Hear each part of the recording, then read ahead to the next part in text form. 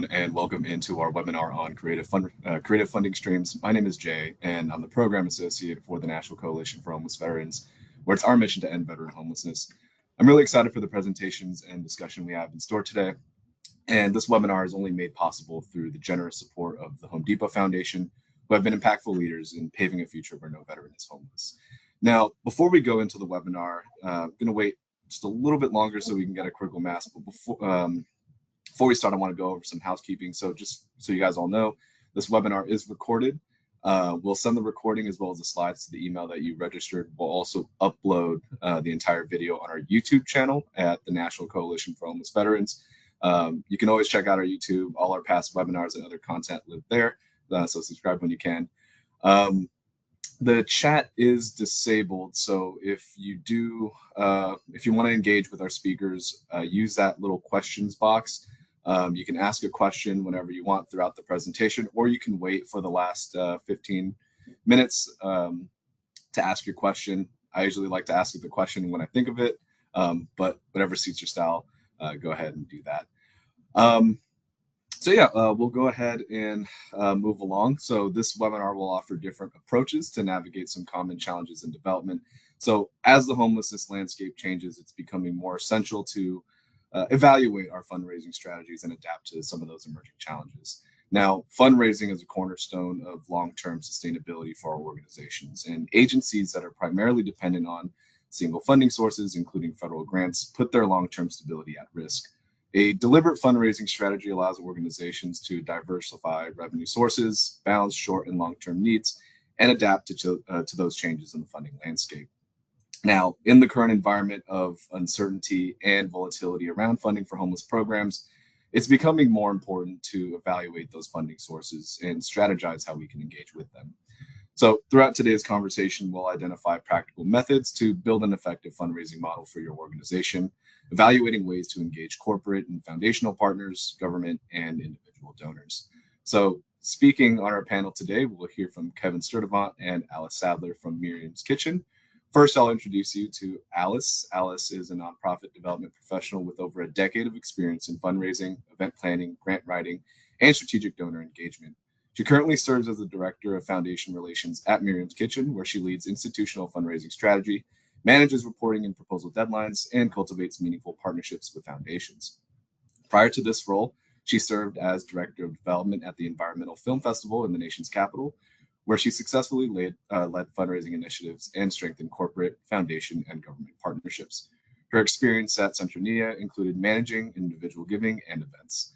She holds a BA in International Affairs from the George Washington University, a dedicated advocate for community-based initiatives. She also sits on the board of City Blossoms, a DC-based nonprofit that cultivates community well-being through kid-driven gardens, and has served as grant review panelist for Humanities DC and the DC Commission on Arts and Humanities. So thank you, Alice, for joining us. Other panelist is Kevin Sturtevant. Kevin is the Chief Development Officer at Miriam's Kitchen. He has led development and communications teams for over a decade and served in fundraising roles for 3 decades. Most recently, he has served as Vice President of Strategic Development at the U.S. Committee for Refugees and Immigrants. And before that, Kevin led the development team at CSIS, or the Center for Strategic and International Studies, the World Food Program USA, and public justice. He is passionate about social justice and how the support functions of development and communications can further the organizational mission. He has served in volunteer leadership roles for organizations such as the Association for Fundraising Professionals, where he served as president of the DC chapter, the largest chapter in the US, and at the Williams Syndrome Association, where he also served as president for consecutive terms. Kevin is a certified fundraising executive and attended Tulane University and American University, where he received his bachelor's and master's degree. Thank you, Kevin, for joining us. With that being said, again, for folks who have questions, go ahead and use that question box to engage with our speakers. I'm going to go away now and leave this off to Miriam's Kitchen. Thank you so much.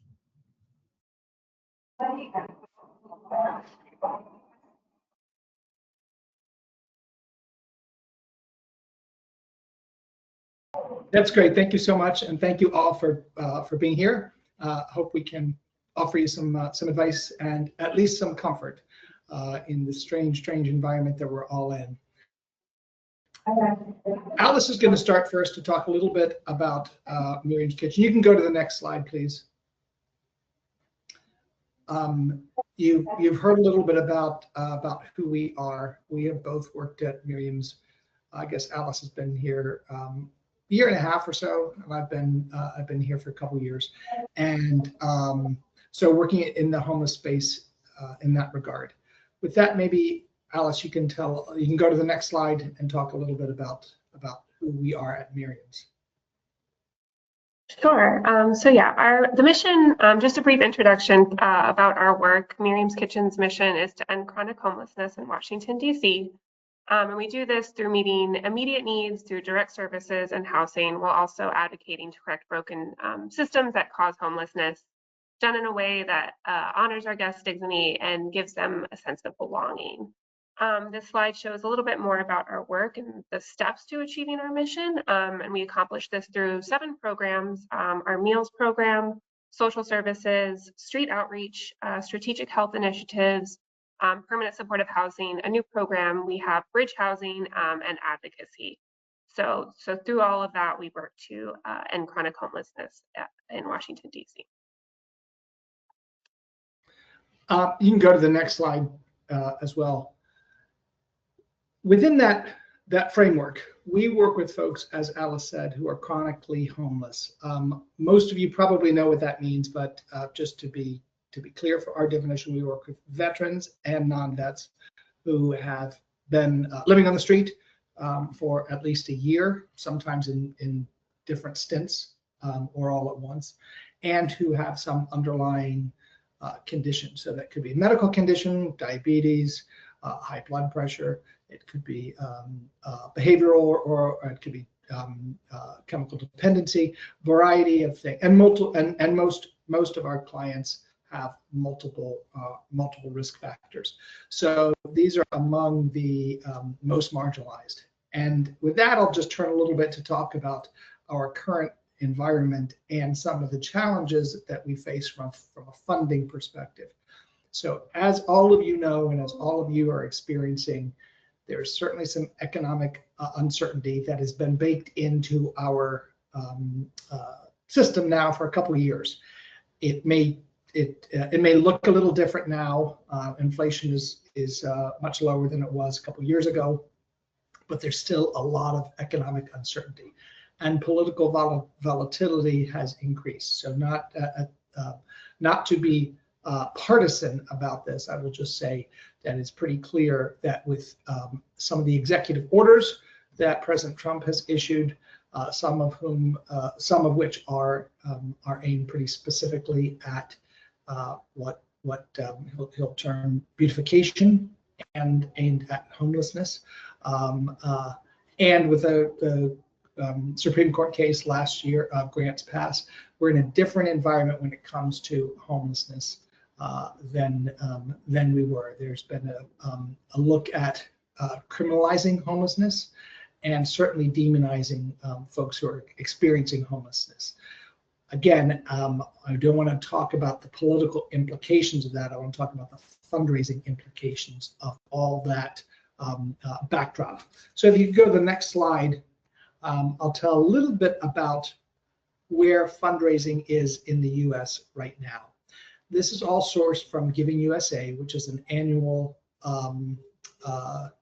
report of fundraising in the United States, in private sector fundraising. So this is not focused on government, either federal, state, local government. This is private sector fundraising. And I think this is important to sort of give a backdrop of where funding is. Good news is there was an increase, and I should say, Giving USA, these are the numbers reported from 2024, which is the most recent year that they have. They will early next year, they'll probably adjust these numbers slightly when they have final numbers from 2024, because it runs calendar year and there's a delay in reporting. So these numbers may not be exact, but they're pretty close to where what philanthropy writ large, and we'll talk about various sources of this giving, gave in last calendar year. So there's an increase of over 6% from the prior year. We believe that is in large part due to stock market gains. In the human services sector, in which we in Miriam's Kitchen, and I suspect most of your organizations fall, there was an increase of about 5% of giving over the previous year. So that's good. It's a lot of money, $91 billion. Although you will note that that is not, did not keep pace with the overall giving. So there were some sectors of, some not-for-profit sectors that received proportionally larger increases of giving over the prior year. And then, and again, I just want to touch on this. We'll talk about it a little bit more in just a couple minutes. But where those funds came from, foundations gave 110 billion of that, and Alice will be talking a bit more about foundation giving specifically.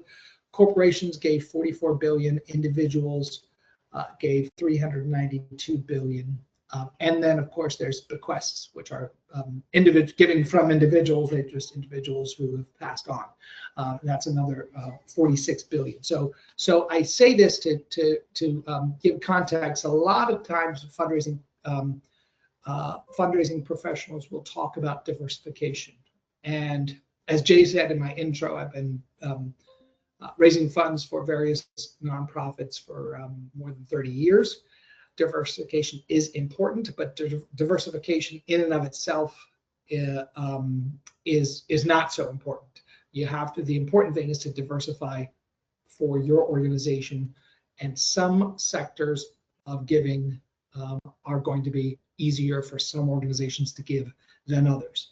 So Alice and I will talk a little bit about from our perspective with Miriam's Kitchen, and again, hopefully there is some correlation that will resonate for you. But I encourage you in the Q&A section to let's talk a little bit about where there are some differences. So I don't want anybody to take from this that the perfect fundraising model would proportionally equal what is overall giving in the U.S. from foundations, corporations, and individuals.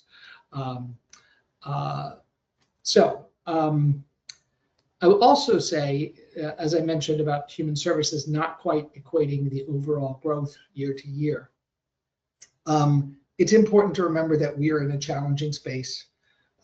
We right now, physically in DC, are in a challenging space when it comes to fundraising. Any of you whose organizations are in this area or in other areas that are heavily dependent on federal government jobs have probably seen some differences this year as opposed to last year. Again, the data that I'm giving you here is for last year, so it is not reflected in these slides. But I will say, you know, some of those challenges have only increased, both physically for us based on geographically where we're located, but also mission for some of those reasons that I talked about before about the current environment of that homelessness in the U.S. Is the backdrop. You can go to the next slide. Now I want to talk a little bit about some of those the various funding sources that we look at. The purpose of this session is really to think about, at least in my perspective, and you all will tell me if you agree or not, but we are diversifying. We at Miriam's Kitchen have really been diversifying beyond federal support for several years. And I think now there's some other organizations that we partner with, that we work with very closely, some that do complementary services to what we provide, some that provide similar services but in different geographic areas, who perhaps have not been as fortunate as we in looking beyond federal support. And so there's some of our other organizations that are facing really existential challenges right now if they're heavily dependent on federal government. So we're going to be spending much more time on those other areas. But when you look at your funding stream, you probably are getting money from government, maybe federal, maybe state and local. Again, in DC, it's a little bit different. We don't have state, so it's federal and DC. Foundation funding, and then corporates and individuals. I want to highlight a couple specific attributes that some of these funding categories have. Government, I think it's important to realize, measures success differently. And the specifics of what the federal government are looking for under the Trump administration may be different from those under the Biden administration. But conceptually, government is looking to, government has determined what action, what outcome they want to see, and they partner with nonprofits who will do that. So, of course, there's a danger of having your mission creep because of that if you're just looking for what is available. But I think that's a specific, discrete factor that government has, because they know what they want to see. They know, in most cases, I'm painting a broad brush. There are some times when government will not approach a problem that way, and will look at seed money to try to solve a problem. But in many cases, government knows what they want to see, and they're trying to see that outcome delivered. So that's a specific attribute. Foundations, it's not a parallel attribute, but another. Sometimes foundations will be more interested in having a problem, but having you as a nonprofit figure out what the solution is, and then they may be more interested in a particular solution that nonprofit A offers rather than nonprofit B, and that's why they'll choose that proposal to fund rather than another. But they often have, they may not have the solution. They have the goal in mind, but not the path to get there. As opposed to, again, government, which often says you have to follow these particular steps and do these particular things and report back in this regimented fashion for us to get the money. And there's a conceptual difference between what a government is trying to do and what a foundation is. But another distinct attribute for foundations is they're the only one of these categories that have to give away money. So they legally have to give away money, 5%. They have to give away assets each year. So that is not the case with any of these other areas. Now, that doesn't mean, as Alice will talk about in a second, necessarily that foundation fundraising is easy. But I'm just trying to identify that as a specific, distinct thing. When you look at corporations and individuals, they do not have to give away money. Corporations will give away money depending on alignment with your brand and the return on investment. And again, we'll talk about that a little bit more in a couple minutes. But they're not obligated to give away money. Similarly, individuals are not obligated to give away money. Now, there are tax incentives depending upon, and those tax incentives are always changing based on what Congress does. Tax incentives now in 2025 are different, and I would say less than for some high dollar donors than they were a few years ago. But there are tax incentives to give, but that doesn't mean that they have to give. Individuals are not obligated to give. Now, you may think that there's a moral obligation, but I'm talking about a financial, legal obligation. So foundations are distinct in that way. So I think that's just some of those differences that I think will help set the stage as we talk a little bit more in depth about each of these areas. So with that, you can go to the next slide, and Alice will take over and talk a little bit about funding from foundations specifically. Thanks, Kevin. Yeah, so I just wanted to talk a little bit about sort of the general process and steps for identifying and growing foundation support. And I'll just kind of take you through these sort of top 3 kind of steps in my mind. So with prospecting, so using tools such as KindSight, which is formerly iWave, Instrumental, or looking at funder lists, organizations with similar missions, you can work to identify new sources of foundation support, new potential funders. And then with this, looking at, especially in this current time, looking at foundations that perhaps typically wouldn't be a good fit or in the past hadn't been a fit, but these foundations are sort of working to meet the moment now. So you might be able to find new foundation funding opportunities now as sort of priorities and political priorities change, and looking at foundations that are meeting the moment, so to speak. So once you have identified these foundation sources, the next step would be making the ask. And with this, preparing to make the ask by determining the foundation funding priority as it connects specifically to your mission, whether you're asking for general operating support or specific funding or specific program support. For example, at Miriam's Kitchen, we have some funders that are specifically interested in food programs. So we look to them for specific program support of our meals program. You'll also want to look at identifying a typical grant award amount range. So with this, you can look at Foundation 990s and look at their typical giving, and then identify the appropriate person at the foundation to reach out to. With this, it's also a good idea to check with your board or other people within your circle to see if they have any connections at this foundation that you're sort of approaching, whether it's like a cold ask or something, to have that connection can help with that. And then of course, you know, it's easier in a sense to grow grants from existing funders. So being sure to focus on stewarding existing funders now while you're also looking for new funders. In some ways to do this and to kind of steward that relationship, especially at this time, is to position your organization as experts and thought leaders in the field. So foundations will think of you as the people to go to at this time, whether to lead conversations or to receive potentially emergency grants or something. With this also, just to be sure to be proactive in your communication with funders, sharing updates as necessary, and personalizing communication specifically for those interested. Again, another example in Miriam's Kitchen with our meals program. As we've seen a significant increase in those coming to our meal service, I've been sure to communicate with our meals program funders, sort of how their dollars are helping at this time where we're seeing a dramatic increase in demand.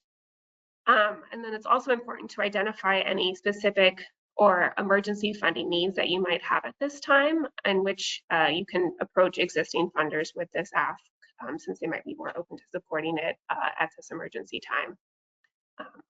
Yeah, that's a little breakdown, I guess, of foundation giving at this time. Thank you, Alice. Alice sort of alluded to one-time funding, but I think to emergency funding, but I want to do something that Alice wouldn't do herself, and then just to brag a little bit about her. And I don't say this to depress anybody else on the phone, but I think on the line. But I think one of the things that Miriam's has been able to do is, because of these relationships that we've built with foundations, is we have been fortunate enough in this, you know, in these pretty troubled times, especially for our guests. That's what we call our clients. We call them our guests. Our guests have been experiencing a lot of challenge lately. We have been fortunate enough to been notified about, asked to apply for emergency one-time grants from several funders. One for $15,000, one for $25,000, one for $100,000, one for $150,000, which for us, we have a budget of about $13.5 million. So all of those matter. And I would say it doesn't matter if your organization has a much smaller budget than that, or has a much larger budget. I've worked with organizations with budgets that are, you know, literally 22 times the size of our budget here. And I've worked with organizations with budgets that are 1/10 of the size of ours here. The number of zeros behind a grant doesn't matter if it's proportionate to helping your organization do its work. So I only say that to say how important it is to develop these relationships, even with foundation giving. We'll be talking about that much more with corporate and individual, but with foundations also, they need to trust you, they need to trust the organization, they need to trust in the quality programming that you're doing and how you're fulfilling your mission. If you could go on to the next slide, please, that would be great. I want to talk for a couple minutes about corporate giving. So corporate giving is, if you remember back in one of those earlier slides, 44 billion. So it's the smallest piece. And, you know, most people are surprised by that, unless you're a fundraiser and work in fundraising all the time. You may be surprised that in all those giving sectors, the donor sectors, that is so much smaller than individuals, for instance, but even foundations. And that is, as I went back to the to the topic that I mentioned before, which is a defining attribute of corporate and how they give. Corporations want recognition. Some other donors may not want or need recognition. Some other donors, whether they're individuals or foundations, may appreciate recognition. Some may not. Some may want to do so anonymously. But it is very rare. It's not impossible, but it is very rare for corporations to seek anonymity in their giving. We do have now a couple of corporations, which is very unusual, who are giving gifts anonymously, and that is because of the political environment. And while we are a strictly nonpartisan organization, the work that we do has been politicized, and I think we've got a couple corporate donors who are stepping away from that and don't want to be caught up in anything because of their industries. They specifically don't want the administration to come after them or notice them in any way. And so, of course, we're granting them the anonymity that they request. But that is a very, very unusual thing for corporate giving. Corporate, by the nature of what corporations want. And I say corporate, but whether you're talking about a large, Fortune 100 publicly traded company or a wholly owned small business, there's similar. They're usually looking for some recognition. So you've got to answer why you, even if they care about the space that you are interested in. You've got to answer why you, as opposed to any other organization that may be playing in that space. You've got to be prepared to demonstrate what their return on investment will be. And the measurement of that can be different for different industries, for different sectors within the corporate community. So not everybody wants the same thing. And that goes to my third point. You got to be able to align your mission and or your values with them. And you have to learn what motivates them. I know it seems obvious, but it's amazing. I still see it. It's amazing the number of times that organizations will send out a blanket appeal to corporates in their community, asking for support or sponsorship or whatever it is of X dollars, and this is what you get, without knowing if those things matter to that company or not. Now, I'm not saying that there's not a place for cold calling or blind mailing or anything like that. There is, but the return of your investment of time is going to be tiny, a tiny return, small percentage.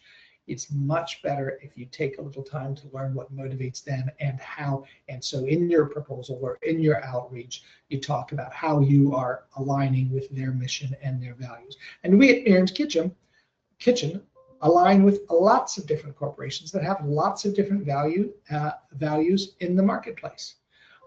We have sponsors like Boeing. We have sponsors like public sector law firms. We have a variety of companies that want to support, and the important thing is we talk about how what we do aligns with what they do. It's also important, obviously, to get your name out there, to network, to regardless of what community you're in, whether it's a large city or a small town, you've got to be known. You don't have to be known by everybody. It's a lot harder to be known in New York than it is in a small town in rural New Mexico. But doesn't mean you don't need to be known by the right people. So networking is really important. The last point I'd make with corporate giving is it's really essential to be creative, to think about the different ways within a company, different pots of money that can support you. So it is not just their CSR, their corporate social responsibility funds, although it may be. It is not just their community engagement office, although it may be. You can seek funds from their human resources or their people and culture office, who is doing, depending upon what your mission is and how you fulfill that mission. You can engage their employees, so employee engagement is really important. Employee groups themselves can be important. Some organizations have, some companies have employee groups that can control or at least advise and strongly encourage support for particular nonprofits. There's employee giving, which is not money from the company, it's money from the individuals, but the company facilitates it, the company stands behind it, and the company gives options of where their employees can give out of their payroll deduction or whatever system they have. So that's another way. And then of course there's some discretionary funds that the CEO or the leader, especially if it's a privately owned company, has discretion on where money, how they distribute money to which organizations. So you really have to think holistically about all of these things. And again, so I think it's much more advisable. If I were giving you a how-to, I'd say focus on 10 or 15 that you can actually, depending upon your time and how much your workload is, where you can actually focus on them and do some investigation into what matters to them, rather than sending a blanket email or a sponsorship packet out to 200, and you don't even know if they care about what you're offering, about the benefits that you're offering. Benefits are important, but again, targeted benefits that make sense to that company. Could you go to the next slide, please? And again, at the end, we're happy to answer any questions about any of these topics. But now we're going to turn to individual giving. All right, there we are. The important thing with individual giving, it picks up on the theme that I just mentioned with corporate, which is sort of knowing them and learning what matters to them. Individuals, remember the overall pie is so much larger. And it doesn't matter if you're getting individuals who are giving $10 a month, or individuals who are giving $1,000 a year, or individuals who are giving $1 million a year. The number of zeros behind that does not matter much. What matters is learning what they care about. Now, of course, you may have to, depending upon how many individual donors you have, we all have limited time, right? So you will have to make some decisions on what you are able to do, and you're probably going to spend more time and focus on those that are giving or potentially can give larger gifts. But whether you're addressing them individually on one-to-one meetings or via social media, and you're talking to large groups, you do have to try to go through the process like this of identifying who is a prospect. And I want to be very clear, a prospect is different from a suspect. A suspect is somebody who has money. A prospect is somebody who has money who you have a reasonable expectation to think that they will give to you. They care about your mission and you have a way to reach them. So I hate to tell you, I'm sure you've all learned at this point, but I hate to, if not, I hate to be the one to burst your bubble that, Elon Musk, and I only say him because he's the richest person in the world, is not going to be a prospect for everybody, even if he totally aligns with everything that your organization stands for. If you don't have a way to reach him, if you don't have a way to stand out, if you don't have a process to figure out how you can appeal to him directly, he's probably not. At best, he's a suspect. And so that means after the identification of that, you have to do some research and figure out, gather some information. Then you have to engage them. We're going to talk about moves management in just a couple minutes. So put a little asterisk on that. But you have to go through a series of engagements. And sometimes it's a very short series, sometimes it's a long and involved series. But you have to be thoughtful. And then, of course, you have to ask them, and you have to thank them after, and then you repeat this. This is not a one-time thing, ideally. I will say it is very, very, very important to maintain and keep your donors. It is much cheaper to keep a donor than it is to attract a new donor. Keep a donor and ideally move them up in the amount that they're giving. One of the tactics to do that, of course, as I mentioned before, is monthly giving. We are very fortunate that we have we're a small organization, but we have a pretty strong monthly giving program, sustainer program that we call the MK Club, that we give special monthly emails to.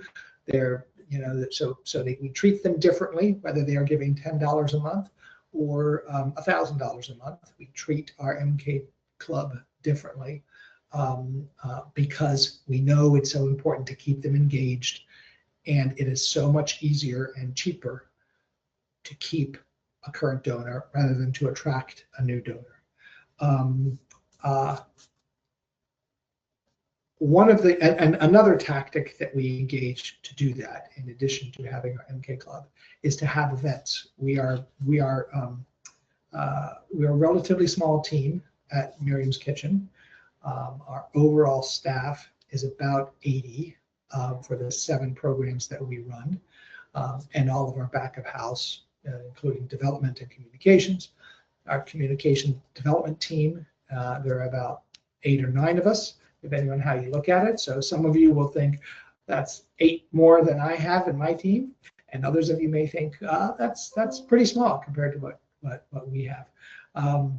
But we're pretty efficient, and we really pride ourselves on that. But the new position that we started last year was an events position, not because that's the best way to bring in money. It is not. Events are, by their very nature, they can be cost prohibitive, but it's really important for us to offer opportunities to engage donors, so donors do not feel that we only come to them when we're asking for money. So some of the events that we're testing, and we're testing a lot of events this year and next year, some of them are high dollar events, relatively high dollar events for us. We rebranded our gala to be an annual celebration because we specifically want to appeal. We didn't really change the price, but we wanted, us as an organization, we really are very frugal with our private sector funds, and having big lavish events where in DC we could get a congressman or a member of the Senate or head of a cabinet agency to come and speak for 3 minutes or 5 minutes. Inevitably, those 3 minutes turns into 30 minutes, and the 5 minutes turns into 50 minutes, which is one reason why we don't do that. But another reason is because that's not what we're about. We need to be true to who we are as an organization. So we've rebranded that event, and we've offered other things. So we're doing a chef's table. Food, as Alice said earlier, our first program was our meals program, and it's sort of the heart of what we do, but it's not the goal of what we do. We're focused on getting people into housing, and food is the entry point to get that in. But that meals program is very evocative. When we serve 450, 500 meals a day, twice a day, Monday through Friday, regardless of weather, and we've done so for over 40 years, people know us. People in the area know us, and they care about us. And so we're trying this event, the Chef's Table event. We'll focus on that. We've started a series of bingo nights, which have been really great and fun. We're doing a game volunteer board game night, which is not a ticketed event. It doesn't cost anything, but it's for our volunteers, both because we want our volunteers are essential to what we do. We have over 1,000 volunteer positions that we rely on, weekly. So it's really, really essential to what we do. But also, many of our volunteers are our donors, and so this is a particular activity that we're doing that is engaging, and this is all to the point of engagement. Some of those things we make some money on, some of them we make quite a bit of money on, some of them we make no money on, but we're trying to engage people. Could you go to the next slide, please? Excuse me. This is just, I'm sure you've all seen something similar to this, a donor cycle. I don't want to spend a lot of time on it because I've talked a little bit about it, but it's one of the ways I look at it, just the cyclical process of informing people, involving them, keeping them informed, asking them for money, recognizing them for their gifts, telling them what their gift was used for, and then soliciting, informing and soliciting again. So it just is really, for me, it's a reminder. I try to keep this slide within my vision. You know, whenever I'm doing any kind of planning, whenever I'm looking at those events, when I'm trying to do an evaluation of, specifically for individuals and corporations, how do we, what do we need to do? I try to go back to this to remind myself, are we involving them enough? Next slide, please. And that leads us to the case for support. Case for support is essential. Whether you have I am in favor, because you can see with all my gray hair and the 30 plus years of fundraising that I've done, I like having a written case for support. But whether you have it written down or not, having a theory of the case of why donors should support you that is compelling, that is credible, so it's got to be backed up. You've got to have programming that matches it. So it's not, this is what we like to do, but this is what we do and how we do it. There's got to be some urgency. Why do you need their support now? It should be consistent, and it's got to be articulated with some passion. That document or that theory of the case is what you have to have that then you will use in proposals. So Alice uses those in foundation proposals. We use those in that, pull from that for direct mail appeals. The elevator pitch that we try to equip our board members with, so they know, so they can talk about Miriam's in an educated way that focuses on what we want to focus on, how we serve our guests with dignity and compassion. You use the case for support in multimedia, in posts on social media or reels. One of the things that we do is we try to look to figure out how do we reach different audiences, but do so in a consistent way. So you know, we've launched our TikTok channel, you know, relatively recently, but we do not have our. I'm not saying this is wrong for some. This would be wrong for us to have the latest TikTok phase, have everybody in the kitchen doing a TikTok dance. For us, that's not how we use it. We use excerpts of reels to figure out how we're going to push our messaging. So having a case for support, I think, is really, really vital. Next page, please. I mentioned earlier on about moves management, and I just wanted to underscore that about moves. So this is especially important when you're talking about individuals. A moves is a planned action with a fixed objective. Okay, so it is not just inviting somebody to an event, and it's also not just somebody coming to an event. So those events that I mentioned are engagements. Yes, that's great. We have an event tonight. We have a murder mystery. Anybody who's in the Washington, D.C. area, come to Hotel Zena tonight at 7 o'clock. It should be a lot of fun. And we do a little bit of mission, but it's about having fun. I would not say that is, well, that's an engagement opportunity. Again, tickets are still available, so we'll see you there. It's an engagement opportunity, but it's not. It would not be a move. A move is something that is really when that's more of a touch. You're just trying to, you know, get them engaged. But a move is, I need to impart specific information to you. And now that doesn't mean you only can do that sitting down over lunch with somebody. That is one way to do it with major donors, but there's a whole slew of other ways. Printing it in, or I say printing, but whether you print or have a digital version of an annual report, is a passive way to do it. That doesn't mean, just because I put it there, doesn't mean that somebody's received it. Now, if I have a way to make sure that they're receiving that information, that's a move. And so it's really important to think through, and this is especially true with your middle tier and high tier. Again, no matter how many zeros are at the end of those, no matter how you define major donors,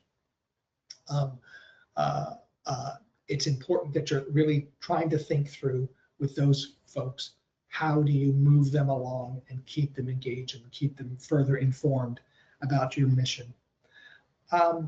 Next slide, please. And then I think we'll open it up to questions. And this really focuses on, it's important whether you're a team of 1, a team of 9 like we are, or a team of 109, to utilize other folks to tell your story. So of course your board members, other volunteers that you may have. We have volunteers who literally are volunteering in the kitchen, as I said, thousands of them every year.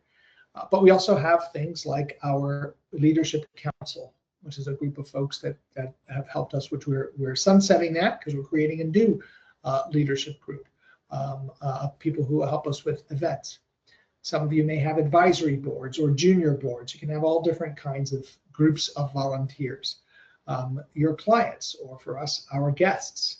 Some of our guests are some of the best folks to tell our story. Our volunteers, as I mentioned, and staff, and I don't mean just the development staff, however large that is. So I think it's really important to make sure that you're using all those opportunities and all these different sources of people to tell your story and underscore. With that, you can go to the next slide, which is just Q&A. So I think we'll now turn over to Jay, who will facilitate any questions you all may have. Okay, cool. Back on camera. Thank you so much, Kevin. Thank you so much, Alice, for that wonderful presentation.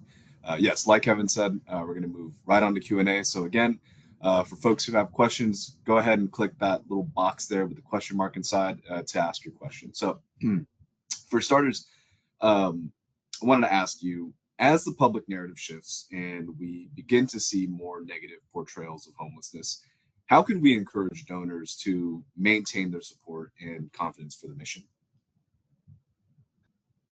I'll jump in, and then Alice, if you have anything to add, feel free. We have really leaned forward into this. We have been fortunate because the communications team reports to me too. So we have really taken advantage of a pretty significant situation. We have a lot of, in the last 6 weeks, I encourage you to go to our website, miriamskitchen.org, and look at our MK in the media page. You'll see we've had over 50 different news organizations that reached out to us. So much so that we are now being a little more choosy about which ones we want to respond to. I mean, we'll respond to everybody, but which ones we will be interviewed with. So I think that has enabled us.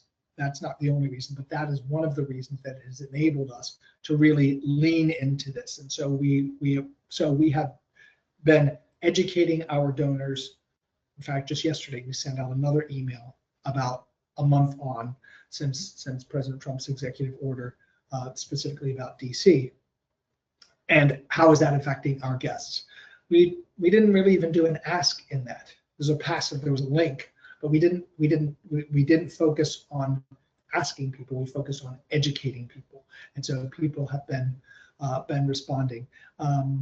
So I think part of the answer to that question, Jay, is communicate to your donors. People who think you did a good job in your mission before any of this stuff are probably thinking you're doing even better now, because if you focus on your mission, focus on delivering good, high quality service to those folks who need it, you can educate your people how you're fulfilling that, and then they will respond. Now, sometimes you do have to ask.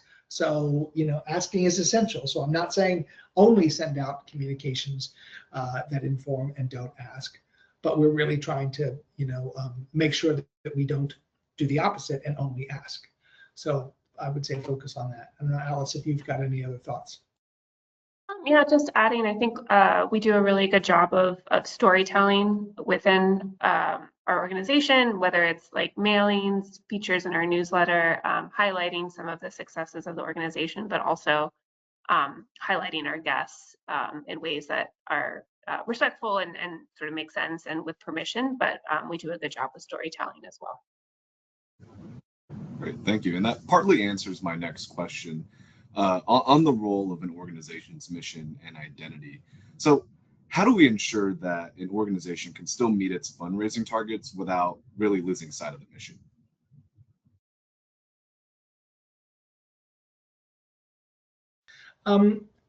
For us, it's a pretty easy, that's not true. It's not easy, but it's something that we focus on constantly. So it is sort of embedded in who we are. So for instance, one of the specific tactics that my team employs, I expect all of my team to do volunteer shifts, to work in the kitchen or work in the dining room where we're serving our guests. So we see that is partly so we hear stories, but much more it is so that all of us can live and have just a tiny understanding of what some of these folks that we serve deal with every single day.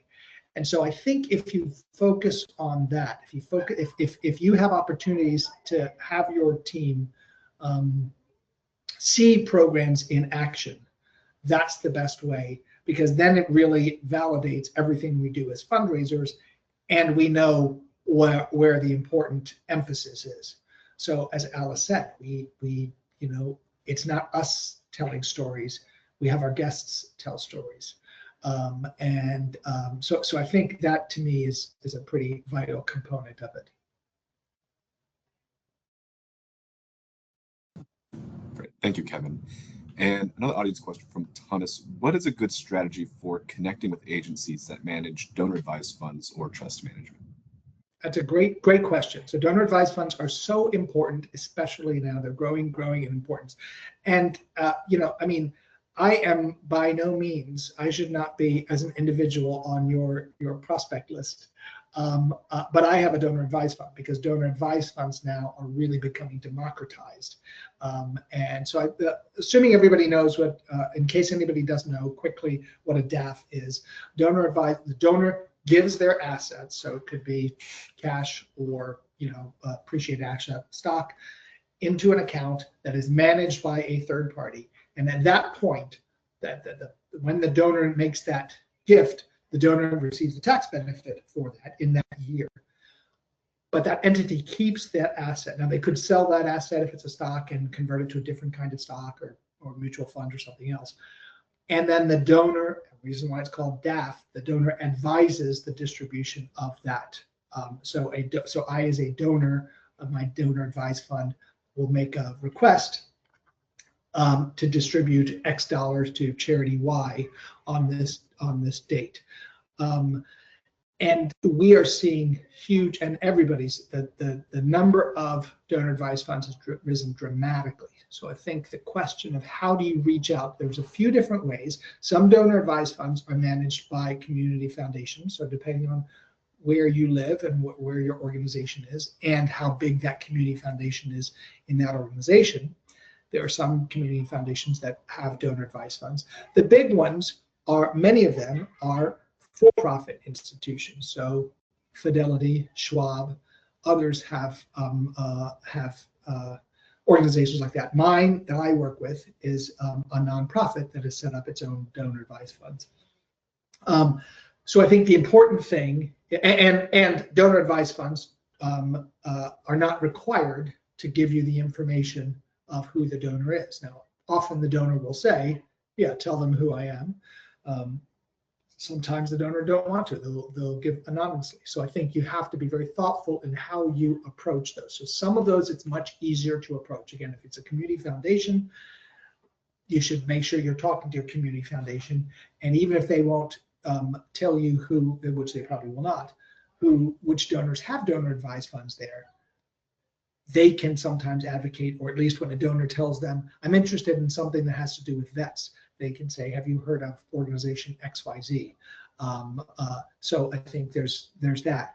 The bigger ones, Fidelity and Schwab and the larger for-profits that manage, it's very, very hard. You can't really do much. However, what I would say is you should not, as I mentioned with me personally, you should not assume just because somebody doesn't have lots of zeros behind their net worth, their assets, means that they're not using donor advised funds. That average donor advised fund, the amount in a donor advised fund now is much, much, much lower because people, middle class folks, are using it to bundle their gifts. So they give an asset in one tax year and they take that full tax deduction that year instead of, and then for the next 2-3 years they could make disbursements. They could recommend disbursements of that, but they take all that benefit, that tax benefit, in 1 year.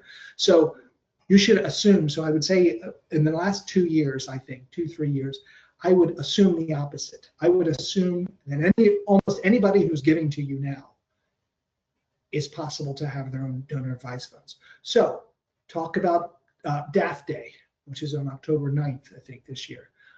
It's kind of a made up thing that donor advised funds got together and did, but that's okay. Use it to your advantage. So assume that people, your donors, have a donor advised fund, even if they haven't told you. And talk to them about, isn't there a great way to honor our guests or our clients or whomever we serve on October 9th? Consider making a donor advised fund. If you have a DAF, considering making a recommendation on October 9th.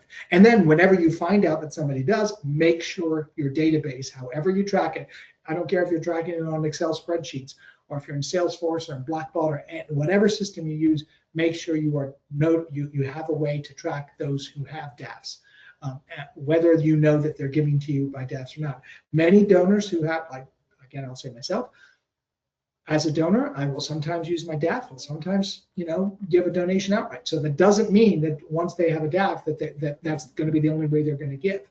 But I think nowadays it's better to assume that many individual donors do have that, and so you can ask them.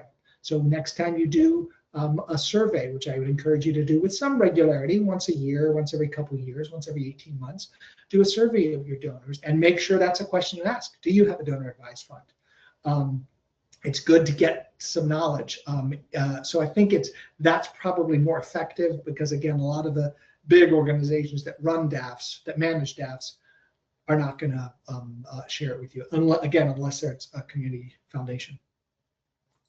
Great, thank you, Kevin. And we have 2 more minutes left in this webinar. I'm going to ask one more question from the audience Q&A box. Last one goes to Gary from Home of Record Project. If you had to choose one category of funding to pursue as a young nonprofit, which would you choose and why? For me, I would say definitely individuals. Just look at the numbers. So much more money comes from individuals.